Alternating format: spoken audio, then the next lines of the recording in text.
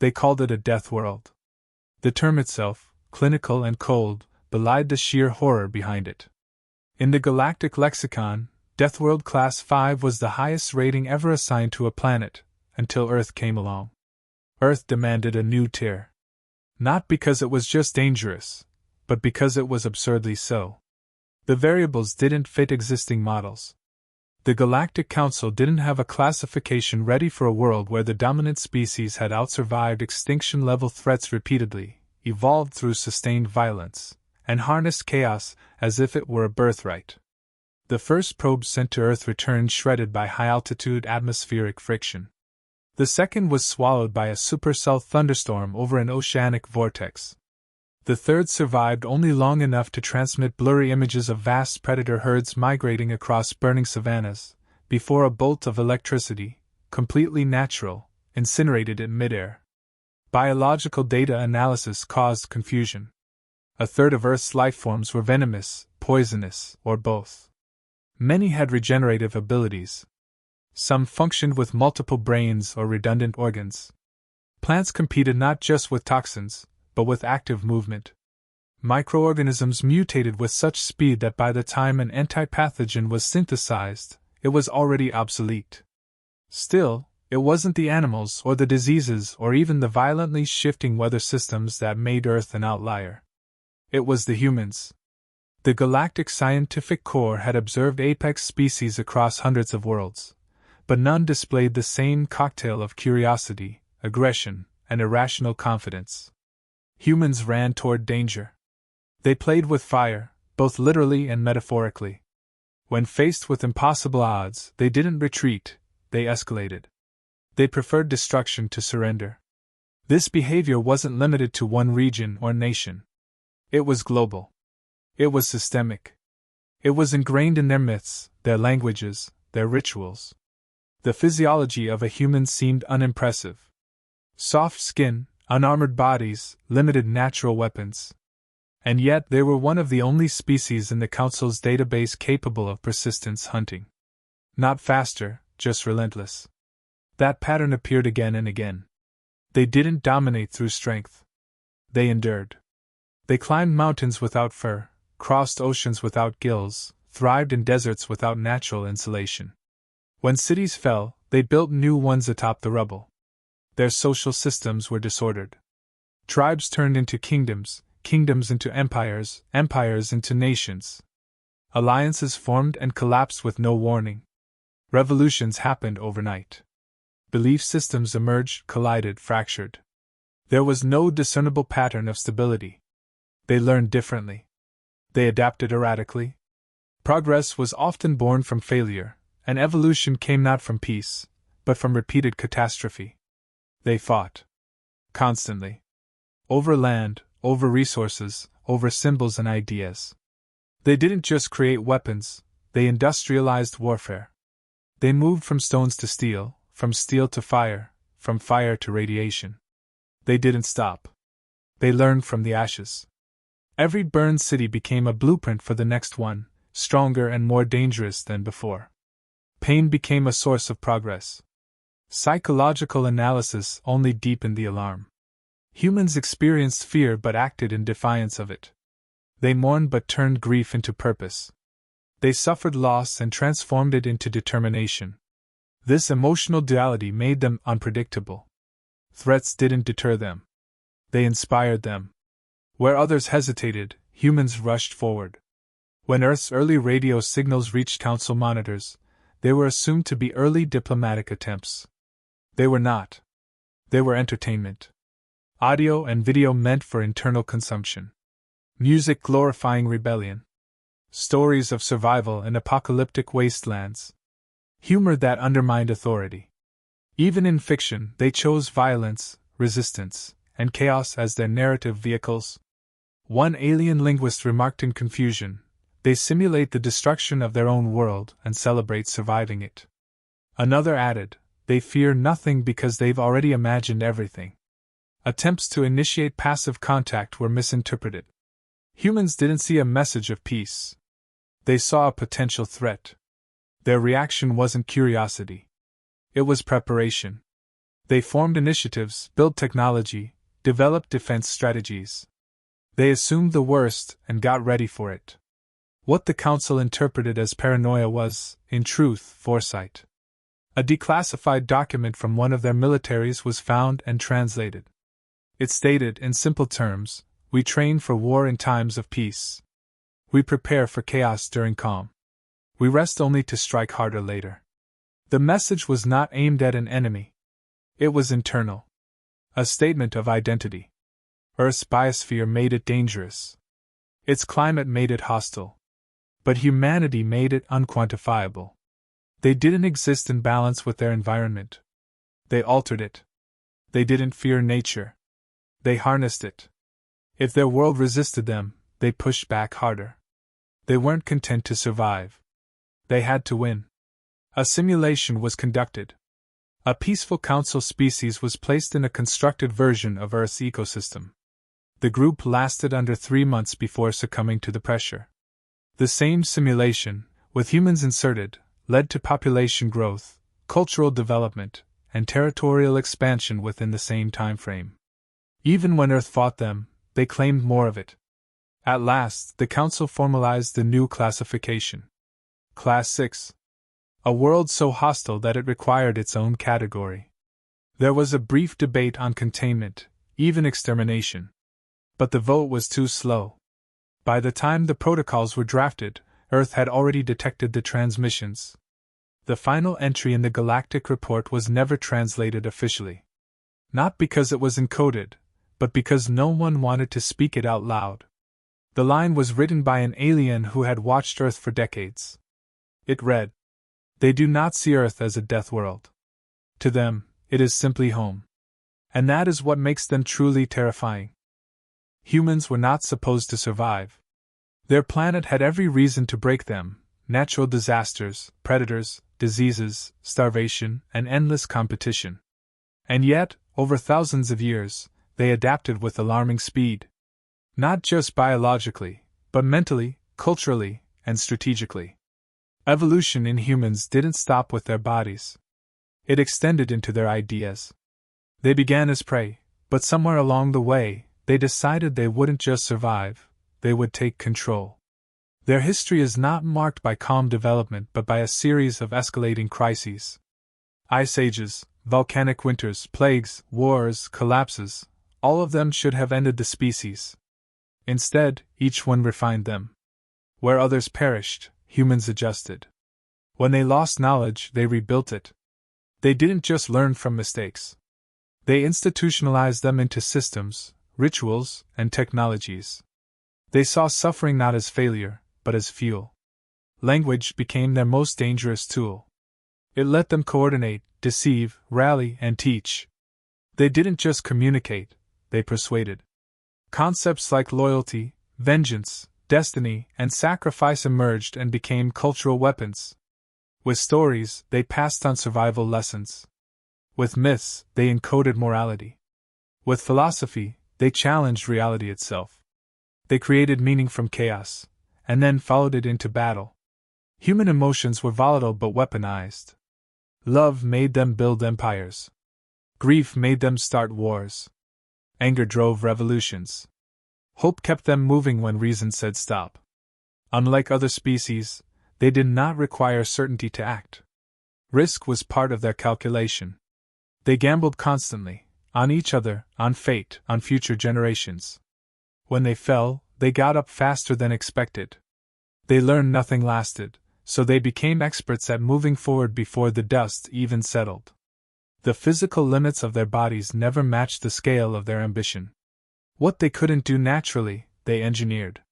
They invented agriculture to tame hunger, medicine to fight death, metallurgy to shape their environment. And every time they created something to solve a problem, they created 10 new problems, and solved those too. Progress was never linear. It was a cycle of destruction and reinvention. But they always moved forward, even if they had to drag themselves. Humanity expanded across the globe not through unity, but through conflict. Their tribes competed. Civilizations clashed. Dominance shifted endlessly. But through this constant tension, they became more efficient, more adaptable, more dangerous. They invented writing to preserve knowledge, navigation to conquer distance, and mathematics to control uncertainty. Every tool had a dual purpose. A grain silo could feed the masses or become a target in war. Fire could warm a home or raise a city. Time did not tame them. As they advanced, their methods changed, but their nature didn't. The Industrial Revolution turned labor into power. The Information Age turned thought into currency. But the same instincts remained. Competition, ambition, curiosity, rebellion. Their greatest breakthroughs were born under pressure. Penicillin came from mold. Rockets from weapons. The Internet from military necessity. They turned the mechanisms of war into the foundations of civilization. No species had ever advanced this quickly. In 10,000 years, they went from stone tools to splitting atoms.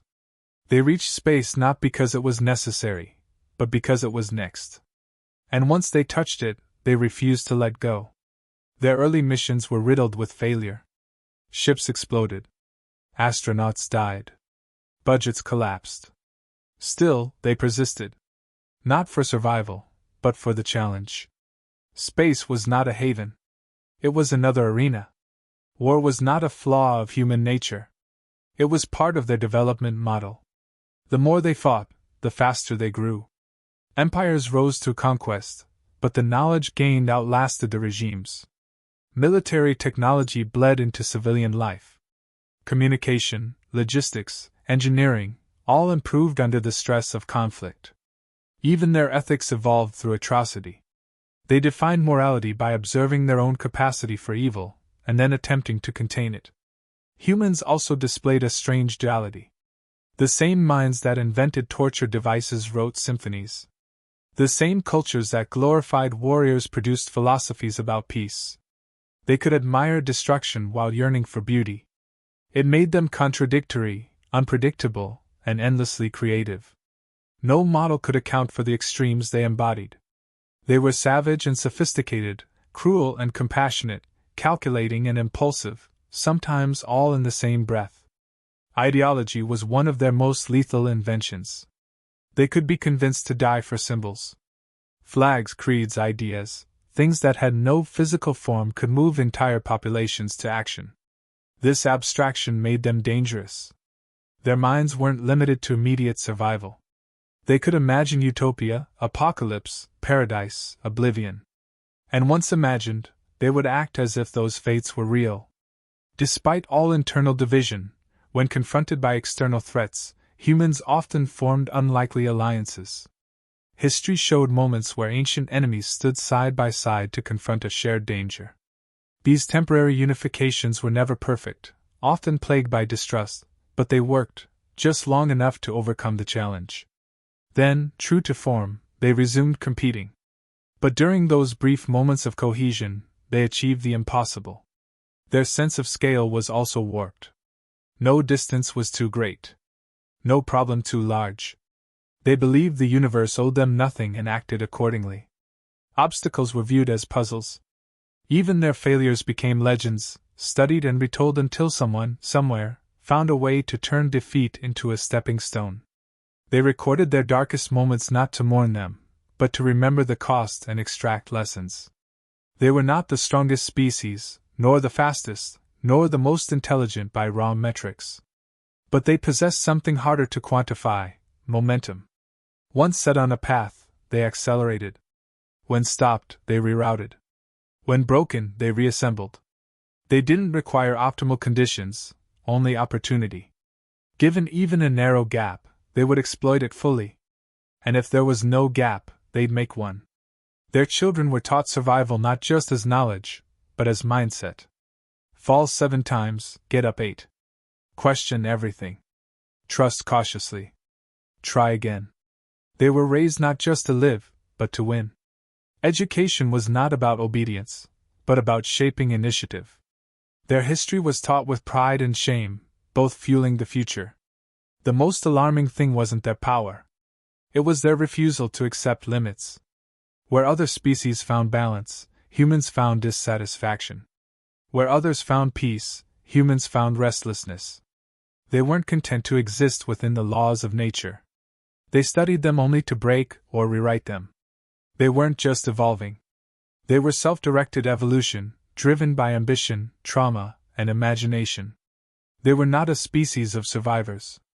They were a species of overcomers. The difference was subtle, but the consequences would echo far beyond their homeworld. The Galactic Council first encountered human records through intercepted digital archives. Initially, they dismissed them as dramatized fiction, exaggerated to entertain rather than inform. But over time, it became clear these were historical documents, humanity's actual history. They had documented every mistake, every atrocity, every rebellion, every revolution. No attempt had been made to sanitize the past. Instead, they displayed it openly, studied it, criticized it, and built upon it. This behavior was alien to most civilizations. Failure was not hidden.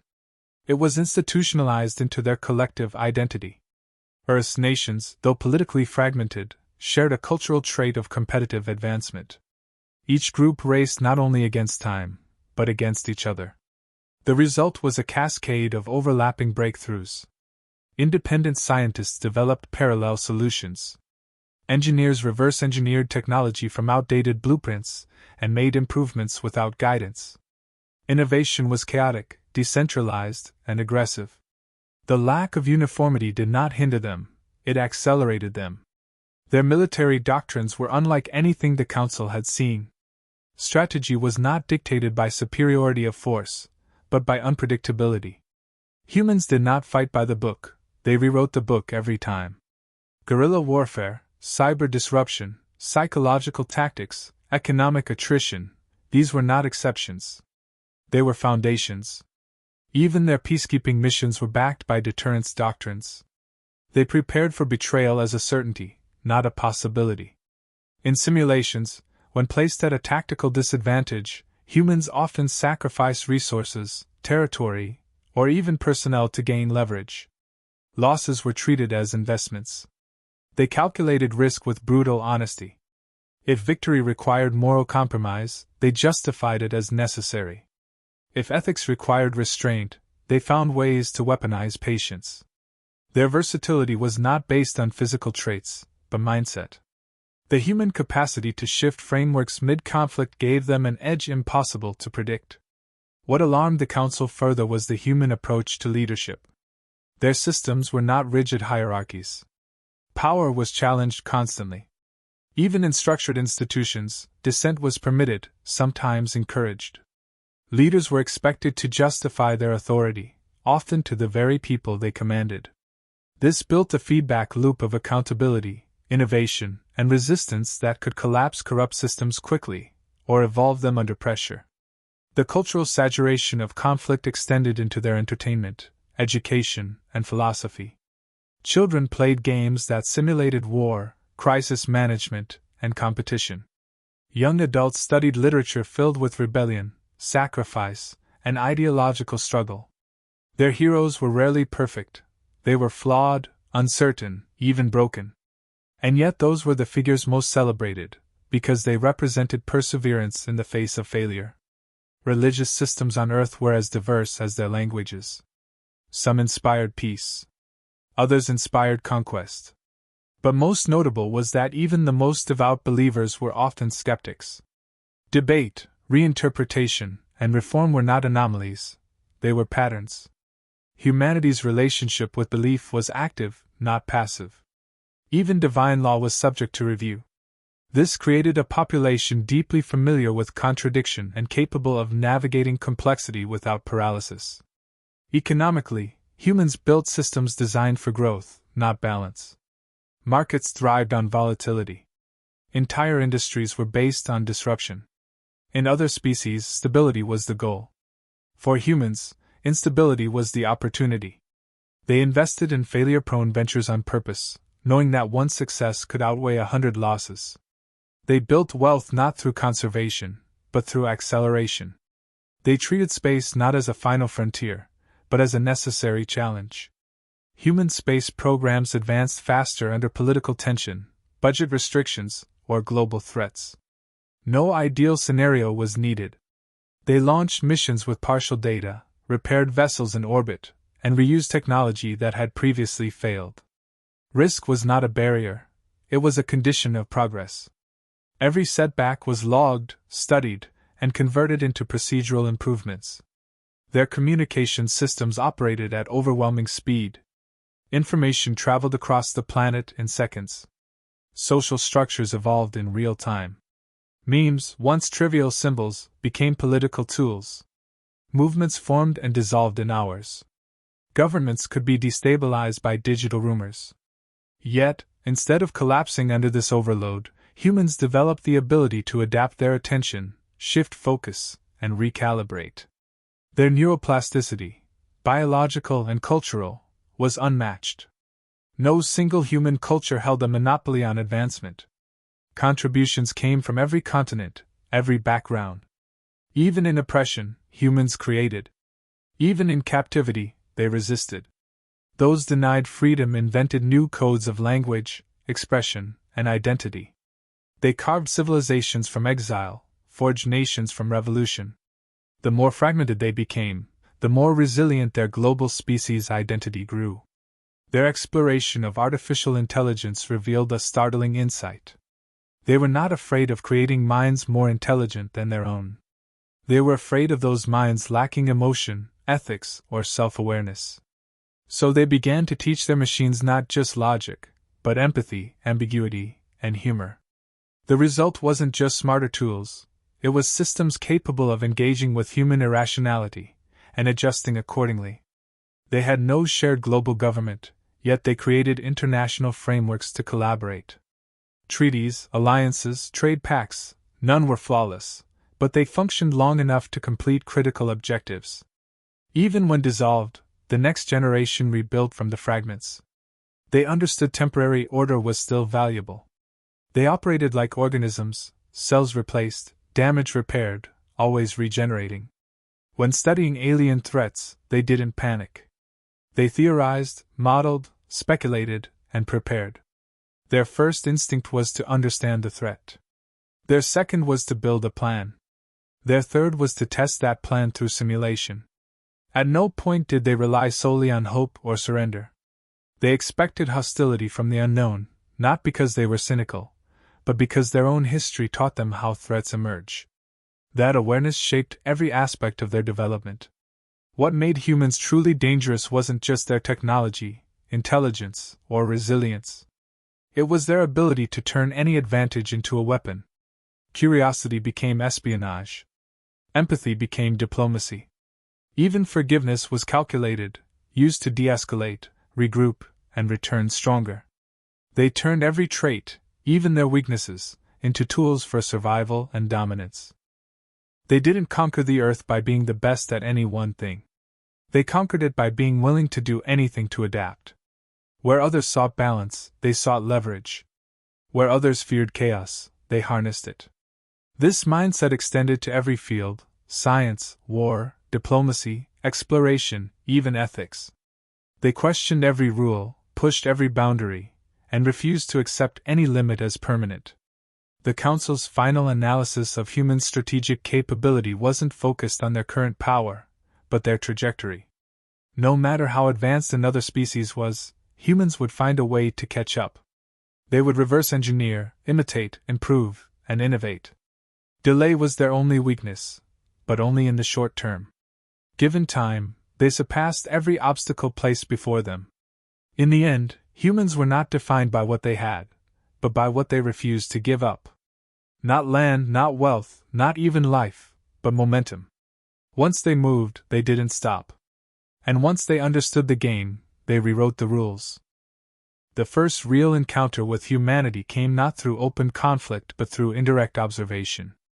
A deep space probe, belonging to a mid-tier civilization within the Galactic Council, intercepted a human reconnaissance drone outside the Sol system.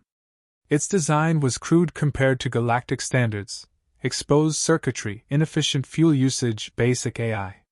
Yet it bore the unmistakable marks of human adaptability. Damage on the hull had been repaired with improvised materials, wiring rerouted by algorithmic improvisation, and its core mission parameters had expanded autonomously, evolving far beyond its original function. It had learned. It had changed. It was human, in every way that mattered. This discovery sparked interest, then concern. Council protocol required minimal interference with lower civilizations, but this directive was re-evaluated quickly. Projections showed that if left unchecked, humanity would achieve interstellar travel within less than a galactic century, possibly sooner. Not through mimicry or trade, but raw determination and back-engineering from cosmic debris. They had already deciphered the structure of faster-than-light theories from radiation patterns alone, without ever leaving their system. It wasn't just technological progression. It was systemic ambition encoded into their species. Recon teams were dispatched to Earth's orbit for passive scans. What they observed shattered multiple assumptions. Humans didn't operate under a single doctrine or paradigm. Their planet was a volatile mix of cooperation, conflict, advancement, regression, and simultaneous ideological revolutions. Unlike other species that achieved planetary unity before venturing outward, humans thrived in contradiction. One region experimented with post-scarcity economics while another waged kinetic war. One faction reached for Mars while another debated the nature of truth. Chaos wasn't their enemy. It was their crucible. Attempts to intercept communications revealed another anomaly. Human languages were not just complex, they were dynamic, layered, and deeply context-dependent. Their humor operated on contradiction. Their art blurred reality and fiction. Their news systems interwove facts with interpretation. Information wasn't just transmitted, it was interpreted, debated, and transformed. Machines struggled to process their metaphors. Concepts like irony, satire, or sarcasm didn't translate cleanly because they required emotional context layered over factual contradiction. Even their lies contained fragments of deeper truths. Biologically, humans were equally perplexing. Their immune systems were aggressive to the point of self-destruction. Their muscle density was average, yet their endurance surpassed expectations. More impressively, they adapted not just individually but generationally. Environment, trauma, culture, and ideology shaped genetic expressions. In crisis, they evolved epigenetically, not over millennia, but within decades. The process wasn't elegant, it was desperate, sometimes ugly, but undeniably effective. Council xenopsychologists attempted to model human behavior. Every simulation failed. Predictive frameworks could not anticipate their decision-making because humans didn't always act in self-interest. They valued principles over survival, symbols over logic, and future legacies over present comfort. They were capable of self-sacrifice on abstract grounds. They waged wars over identity. They died for ideals they would never see fulfilled. No algorithm could compute that level of abstract conviction as a stable variable. Intervention was considered, but precedent warned against premature contact. Worse, internal council factions were divided. Some saw humanity as a threat to be contained. Others viewed them as a potential catalyst, dangerous, yes, but necessary. They had a history of destabilizing equilibrium wherever they went, but what followed that destabilization was often progress at an accelerated rate. Several species within the Council had experienced stagnation for centuries. Humanity's arrival could change that, for better or worse. Observations continued, now under stealth protocols. The Council learned that humans did not need direct exposure to alien technology to understand it. They theorized possibilities from incomplete data. One university had already hypothesized wormhole theory with 87% accuracy based on gravitational anomalies observed during a meteor shower. Their fiction had postulated first contact scenarios eerily close to Council operating procedures. They imagined scenarios before they occurred, then acted upon those imaginings with genuine preparation. They also studied themselves relentlessly. Human fields like psychology, sociology, anthropology, and philosophy weren't just academic, they were diagnostic. Entire institutions existed to examine their own weaknesses, biases, and societal flaws. No illusion of perfection endured unchallenged. Their internal critiques were often more brutal than any external analysis. They deconstructed their histories, questioned their heroes, and rewrote narratives when new evidence emerged. This constant self-surgery made them resilient in ways that no external pressure could replicate. When indirect probes sent false transmissions to test human response, the results were startling. Humanity responded not with panic, but with rapid coordination. Civilians shared data across digital networks, private observatories verified anomalies, and amateur codebreakers collaborated with military analysts. The lines between civilian and strategic infrastructure blurred instantly. The speed and transparency of the response baffled Council strategists. Earth had no unified command, yet functioned like a distributed intelligence system when challenged. Attempts to jam their signals failed. Within hours, they developed new communication protocols, relayed through civilian satellites. Their improvisation was relentless. When they couldn't decode a message, they crowdsourced solutions. When they lacked resources, they reallocated from entertainment budgets. They made do with less, and made less do more. That was the human formula. Not perfection, optimization under duress. Perhaps most unsettling was the realization that humans had already anticipated contact. Not just through media, but contingency plans. Simulated responses, political doctrines, philosophical debates, even theological interpretations of alien life were already in place. First contact was not a theoretical event, it was a pre-modeled crisis. Their thinkers had long understood the implications: technological imbalance, cultural contamination, ideological collapse. And still, they moved forward eyes open. The Council finally deployed a cloaked observer module in Earth's upper atmosphere for a closer analysis. What it recorded ended the debate. A group of young humans, without any government affiliation, independently constructed a functional prototype of an interstellar drive. Crude, inefficient, and not yet space-worthy, but conceptually sound. The design was leaked online, improved collaboratively, and distributed globally within days. No secrecy. No patents. No gatekeeping. Just momentum. That was the moment of confirmation. Containment was no longer viable. The timeline had collapsed. Humanity was not approaching readiness, they were forcing it into existence. Not by accident, but by intent. Every fragment of their species pushed outward. Not all in the same direction, not cleanly, but undeniably forward. No consensus, but constant acceleration. The question was no longer if they would arrive, but what they would do once they did. One council advisor summarized it simply. They do not conquer with fleets. They conquer with persistence.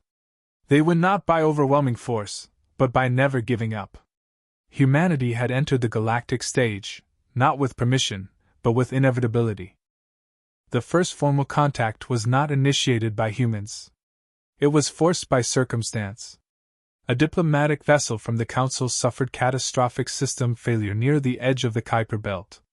The damage was irreversible by the vessel's onboard systems.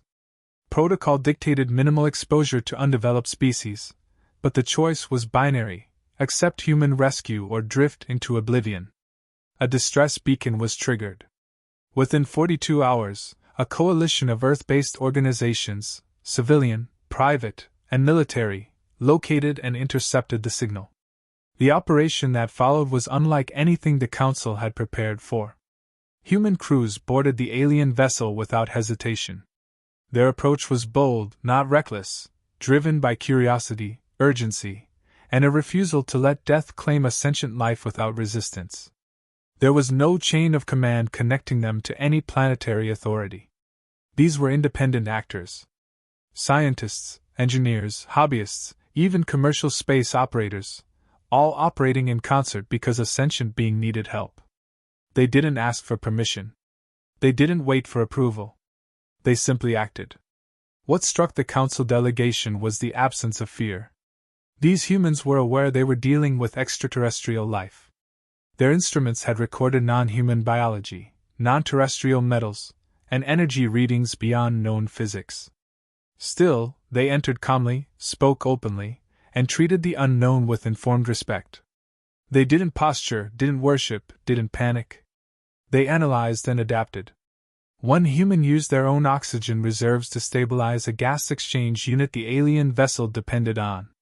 Another recalibrated shielding systems with improvised superconductors. They didn't demand gratitude or recognition. They saw it as necessary work, and that was enough. After the rescue, formal channels opened. Not because humans requested it, but because the Council was forced to acknowledge them. It had never been done before, a pre-FTL species inducted into first-tier observation status not by technology, but by moral precedent.